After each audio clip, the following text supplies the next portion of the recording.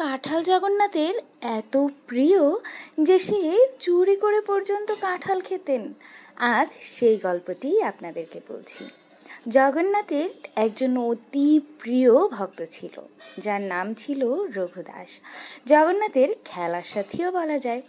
রঘুদাসকে জগন্নাথ যা বলতেন তিনি তাই করতেন। একদিন রাতে হঠাৎ করে রঘুদাসের বাড়িতে জগন্নাথ চলে এলেন এবং জগন্নাথ রঘুদাসকে বললেন যে, রঘুদাস চলো, আজ রাতে আমরা রাজার বাগানে কাঁঠাল চুরি করতে যাই।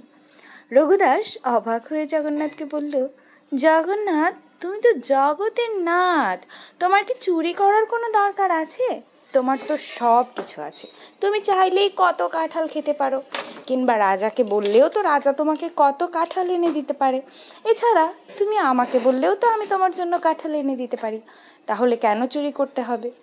রঘুদাসকে তখন জগন্নাথ বলল, শোনো, মা যশোদা আমার জন্য কত ননি মাখন বানিয়ে রাখতো, কিন্তু তারপরেও আমি অন্যান্য গোপিকাদের বাড়িতে গিয়ে চুরি করে ননি মাখন খেতাম। চুরি করার ভেতরে যে একটা আনন্দ আছে তা তো তুমি জানো না। আজ রাতে চলো, তোমাকে আমি সেই আনন্দই দিচ্ছি। এটি বলে রঘুদাসকে নিয়ে রাজার বাগানে জগন্নাথ চলে গেল কাঁঠাল চুরি করতে। একটি গাছও নির্বাচন করা হলো এবং রঘুদাসকে বলল যে, রঘুদাস, তুমি উপরে উঠে কাঁঠাল নিচে ফেলবে আর আমি নিচ থেকে সেটি ধরে ফেলবো। গাছের সব থেকে সুন্দর কাঁঠালটি তুমি পারবে। যেই বলা সেই কাজ, রঘুদাস উপরে উঠে গেল আর উপর থেকে সব থেকে সুন্দর কাঁঠালটি পেড়েও ফেললো। কিন্তু যখনই সে সেটি মাটিতে ফেলতে যাবে, ঠিক সেই সময় জগন্নাথ একটু শব্দ শুনতে পেল আর সে তৎক্ষণাৎ সেখান থেকে লুকিয়ে পড়ল।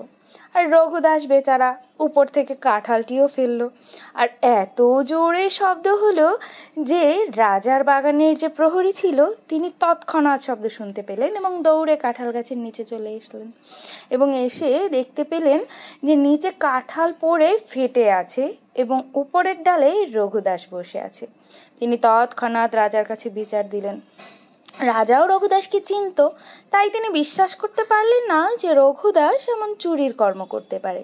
তাই রাজা সেটি নিজ চোখে দেখতে এখানে এলেন এবং জগন্নাথ আমাকে চুরি করতে বলেছে এবং সে আমাকে ঠকিয়ে পালিয়ে গিয়েছে। আর সকলে রঘুদাসের সাথে জগন্নাথের এমন সম্পর্কের কথা জানতেন এবং বিশ্বাসও করতেন। তাই এমন ঘটনা দেখে সবাই হেসেই কুটি কুটি হলো। আসছে 27 তারিখ পবিত্র রথযাত্রা মহোৎসব।